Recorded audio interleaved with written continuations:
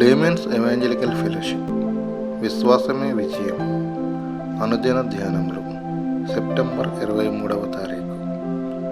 అన్యోన్య దంపతులు. సారా పిల్లలకు స్తన్యం ఇచ్చినని ఎవరు అబ్రహాముతో చెప్పును? నేను అతని ముసలితనమందు కుమారుని కంటిని కదా అనెను. ఆదికాండము 21వ అధ్యాయము 7వ వచనము. ఇది విశ్వాస విజయము.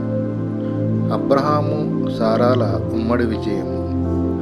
విశ్వాసపు విషయాలలో భార్యాభర్తల మధ్య ఏకత్వము, అన్యోన్యత ఉండుట చాలా కష్టము. ఎక్కడో ఒక చోట వారు వ్యతిరేకిస్తారు. భార్య దేవుని మార్గంలో నుండకుండా తన వారిని, నగలను, వస్త్రాలను ప్రేమించి భర్తతో వ్యతిరేకించవచ్చు. లేక భర్త దేవుని మార్గం నుండి ప్రక్కకు తొలగిపోవచ్చును.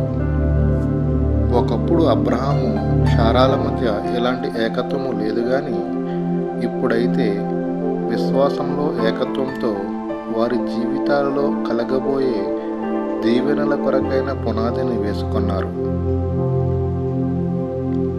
పాత నిబంధన గ్రంథములోని దేవుని పిల్లల జీవితాలలో నూతన నిబంధనకు సంబంధించిన సత్యాలు అనుభవపూర్వకంగా రుజువు చేయబడినట్లు కనబడుతుంది.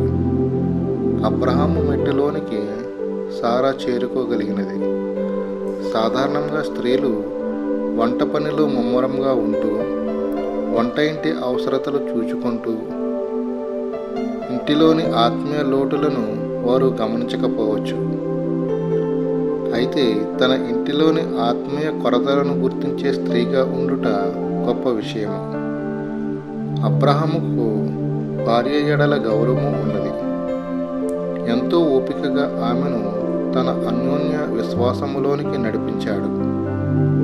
హాగరు యొక్క కుమారుడు తన కుమారుడే అను అన్య ఆలోచనతో సారా ఇంటిలోనికి కష్టము తెచ్చినది. అది పొరపాటు. ఐగుప్తు స్త్రీ ద్వారా కలిగిన కుమారుడు ఎట్లు అబ్రహాము ఇంటిలో ఇమడగలడు? ఇష్మాయేలునకు తల్లి యొక్క ఐగుప్తు స్వభావము ఉండినది. ఆమెకు విశ్వాసము అంటే తెలియదు.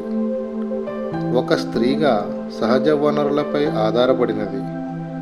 అయితే సారా వ్యత్యాసమైన విశ్వాసి. తనను తల్లిగా దేవుడు చేయగలడు అనే విశ్వాసము కలిగి ఉన్నది.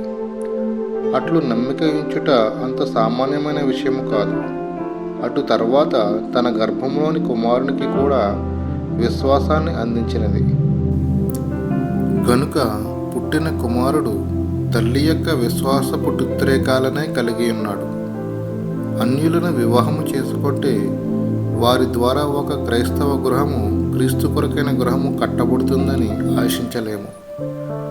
ఇష్మాయేలు వంటి పిల్లల వలన గృహంలో సంతోషము ఉండదు. ప్రతి గృహము పరిశుద్ధాత్మ ద్వారా దేవునికి ప్రతిష్ఠింపబడి ఏకత్వముతో అన్యోన్యంగా ఉంటూ ప్రపంచానికే దీవెనకరముగా ఉండాలి. ఎన్ దానియేలు గారు.